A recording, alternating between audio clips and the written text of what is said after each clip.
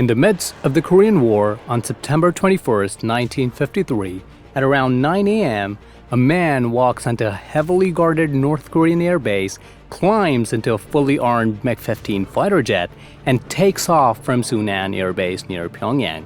20 minutes later, the jet crosses the most heavily militarized border on Earth into South Korean airspace. At Kimpo, the U.S. Air Force staff on ground detect a fast-moving contact approaching from the north.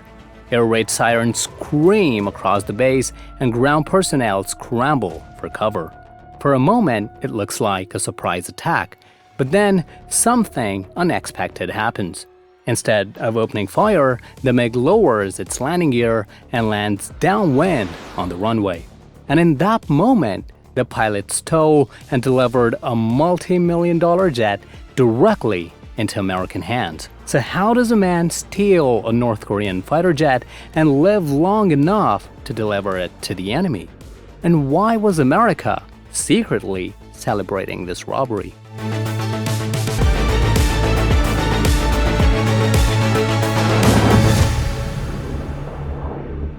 On the evening of September 20th, 1953, two North Korean MiG-15s from the 2nd Squadron Fighter Regiment lined up on the runway at Sunan Air Base and lifted off as the sun set over the Korean peninsula. It was a routine patrol mission for Senior Lieutenant No Kum-suk and his wingman. They had flown this route countless times, memorizing every river bend and mountain ridge along the way. But that evening, something was different. As they approached the final leg of their pre-planned route, his wingman called over the radio, reminding him they were nearing their turn-back point. There was no response. The call came again, then the third time. Only after the fourth request did No finally answer, his voice steady and composed. Moments later, both aircraft banked sharply and turned north. They landed at Sunan just as darkness settled over the runway. Ground crews guided the jets into their hangars and engines powered down. The two pilots removed their helmets and began walking back toward the barracks. After a few silent steps, the wingman glanced over. He asked No why was he quiet and lost today. No had always been known as the spirited one, confident, energetic, almost carefree. But tonight, he wasn't. He paused for a moment before answering and replied with, "I was just thinking about how fast things can change." No's wingman doesn't understand what he meant, but shrugs it off and both call it a night. But for No, the night was just the beginning. For years, he had flown this valuable piece of Soviet technology from the base. He understood every beat and every rhythm of the installation. As No lays in his bed and closes his eyes, he doesn't drift into a sleep after a tiring shift. Instead, he replays details in his mind. The position of every guard in the tower, the radar operators, and response time to scramble jets in case of enemy attack.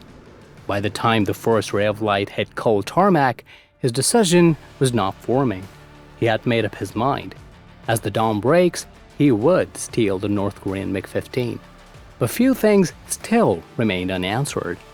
Why would a committed senior lieutenant risk everything to steal one of North Korea's most valuable military assets, despite being well-respected and considered one of the best pilots in the entire Air Force? Before we understand this audacious state-level robbery and why was America celebrating this event, we need to understand what MiG-15 meant in the 1950s. By 1951, the skies over northwestern Korea had become the most dangerous airspace on Earth. The Korean War was no longer just a ground conflict of trenches and artillery. It had evolved into a jet-powered duel fought 30,000 feet above the Yalu River. American bomber formations attempting to strike bridges and supply lines were suddenly being intercepted by a new and formidable threat, the MiG-15. Fast, high-climbing, and heavily armed. And for No Kum-suk, this was the golden opportunity. He was young and was determined to achieve something exciting and big in life. But having even a normal life, let alone having big dreams in the North Korean regime, was next to impossible. And joining the armed forces was one of the easiest ways to at least have proper meals, a uniform, and some respect in the community. No, who always had a fascination for airplanes, applied for the North Korean Air Force, and he got drafted in the MiG-15 fighter squadron. The Soviet jet was like $1 million vault in terms of technological advancements. Equipped with a 37mm cannon and twin 23mm cannons, it could tear apart American bombers with only a few well-placed hits. It could climb faster than anything the Americans initially fielded. It could operate from bases just across the Chinese border, striking and retreating before retaliation. And the arrival of the MiG was becoming a big pain for American commanders. Early in the war, U.S. pilots flying F-80 Shooting Stars and P-51 Mustangs found themselves outmatched. Several were shot down. B-29 bombers, once dominant in the Pacific during World War II, were suddenly vulnerable in daylight. And that bothered Washington. So in April of 1953, the United States launched a psychological operation. It was called Operation Moolah. The offer was simple. Any pilot who stole and delivered a flyable MiG-15 at an American airbase will receive $100,000 in cash, political asylum, and protection. An additional $50,000 would be awarded for the first aircraft delivered. The message was broadcast in Korean, Chinese, and Russian. Leaflets were dropped behind enemy lines in empty shells. Radio transmissions repeated the promise, $100,000. And in April 1953, that was a fortune equivalent to millions of dollars today. But Operation Moolah was not just about money. It was about engineering advantages. It was about understanding the aircraft that had challenged American air superiority. And it was about proving that even behind the Iron Curtain, loyalty could fracture. But Operation Moolah only sounded good on paper. The reality on the front lines was not just different, it was utterly disappointing. Even though to combat the technologically advanced MiG-15s, the United States deployed the North American F-86 Sabres with its sleek swept-wing design, equipped with radar-assisted gun sights and 6 50-caliber machine guns, the battles were brutal. In the region that became known as the MiG Alley, dogfights erupted almost daily. Pilots described the sky filling with contrails twisting violently as jets rolled, climbed, and dove in tight spirals. Speeds approached 670 miles per hour. Engagement lasted seconds. A single mistake meant fire, ejection, or even crash. Over time, the F-86 proved more than capable. Both sides claimed kill ratios in their favor. But there was a problem. The Americans had never fully examined a MiG-15. They fought it, they shot some down, they recovered wreckage, but they had never captured a flyable example intact. And America was becoming desperate to get its hands on this prized weapon. The MiG's performance envelope. Its true climb rate, high-altitude behavior, and structural limits remained partly a mystery. Intelligence analysts needed answers, and engineers wanted to study its metallurgy, its engine tolerances, and its control systems. With the war dragging on and negotiations inching towards an armistice, Operation Moolah had almost become a failed operation.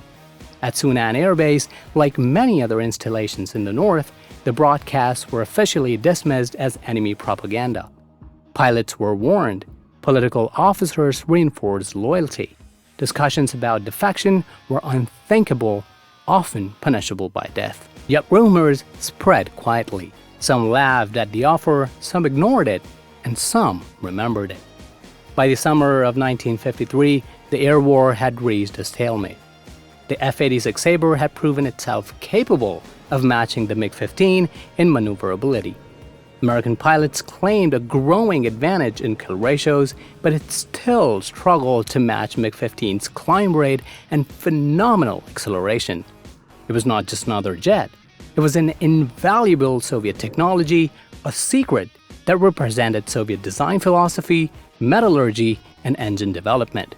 And to deliver one intact would be to hand over years of guarded research. But for North Korean pilots, the stakes were unimaginable. Defection meant execution if caught.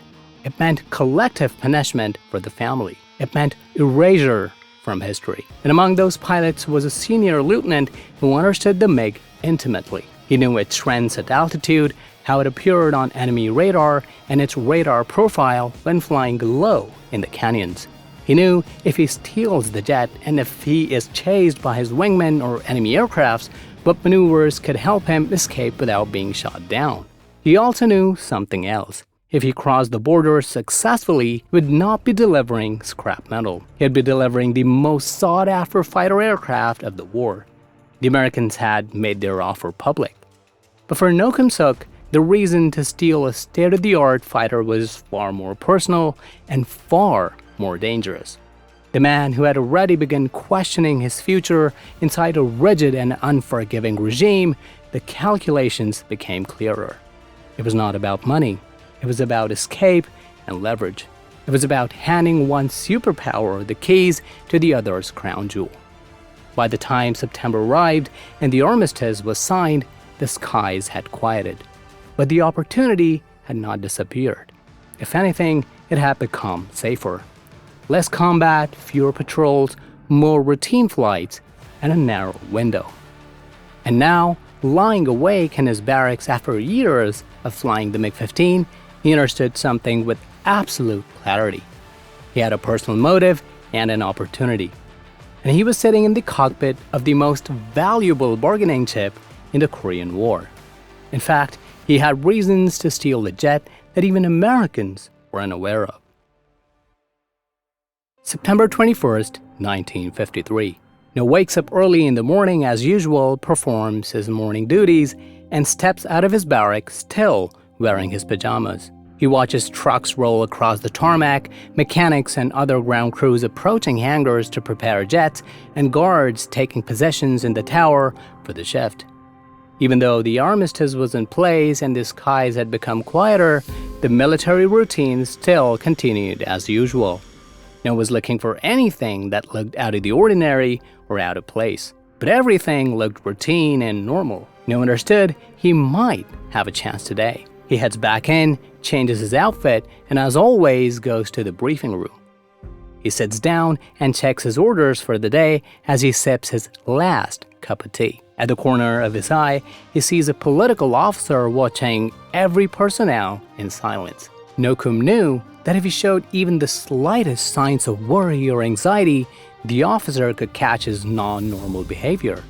But No manages to stay calm. He signs off his flight log and exits the briefing room.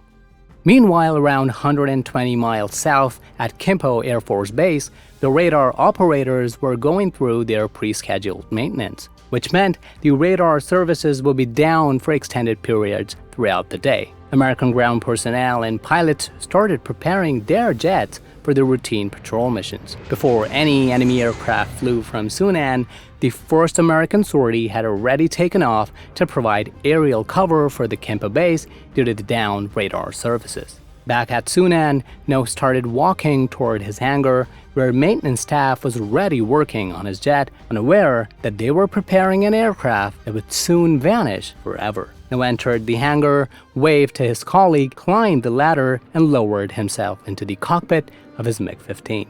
The canopy remained open as technicians removed safety pins and disconnected external power. He performed checks deliberately, not rushing any motion that might draw attention. Battery, fuel pressure, hydraulics, engine instruments. He had memorized the sequence years ago, but today each step carried weight. If tower control sensed deviation, if another pilot taxied into position unexpectedly, or if someone questioned the solo departure, there would be no second attempt and there would be no second life. But No was determined. He initiated the start sequence and the engine whined to life. At around 9 a.m., No released the brakes, the ground crew stepped back, and the MiG began to taxi. The jet lines up calmly on the runway. No asks clearance for departure, and the tower, without any hesitation or doubt, clears the MiG for takeoff. At this moment, No realizes if this mission fails, he will be paying the price with his life. This was his final moment where he could still abort. but No advances the throttle gently and his MiG starts to catch speed. The acceleration presses him into the seat as the aircraft races down the runway.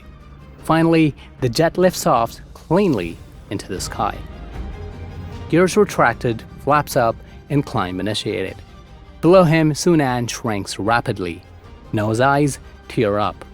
He had stolen a jet which unexpectedly also became a means for him to defect from his country. Not for the money, not for America, but for his mother. When No was just 19 years old, his mother had already defected to South Korea and his father had already perished in the Korean War. He had no reason to stay in the communist country anymore he had pledged his allegiance to. For the first several minutes, he flies exactly as planned, northbound along the expected patrol route, calm, controlled, predictable. At this time, he needed altitude. He needed distance so that he could have more time before anyone questioned his changed heading. At several thousand feet, he accelerates at full throttle. The jet reaches a remarkable speed of 620 miles per hour. Then he starts banking south gradually, then more decisively. Almost 15 minutes in flight, the MiG reaches the militarized border between the north and the south. No pushes the flight control forward, and his jet nosedives aggressively, penetrating the southern command. Inside the cockpit, he hears a voice on radio mentioning he was completely off course and his altitude was dropping dramatically and is ordered to course correct immediately. No disconnects the radio, silently replying goodbye in his mind. He knew what he had just done. If the command realizes his defection, interceptors would be scrambled, anti-aircraft batteries would be armed to take him down. But there was no going back. No pushed his jet to the absolute limits. Flying low in the mountainous terrains to disrupt radar detection. Seconds later, he exits the valley and aggressively climbs again. Akimbo, an F-86 sortie was circling looking out for enemy aircraft. On the ground, American personnel were having breakfast and sipping coffee. A few minutes later, they heard a familiar and an unsettling sound, the unmistakable sound of the roaring MiG cutting through the thick air.